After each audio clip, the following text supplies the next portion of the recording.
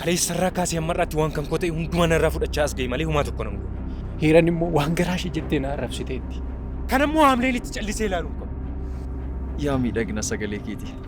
Garuu albeema baasuudhaaf yaaddeen beektu? Kanaaf wanti furmaata ta'u dooriin maraatee mankaraaree gaafa inni daandii irra jiraatu arguudha. Hunda caala kan na dhukkubsee hiriyoota koo dhabuudha. Yeroo sana kiisiin isaa guutuu waan ta'eef na si dinqisiifachaa ture. Maallaqni yoo dhabne bor deebi'ee dhufa.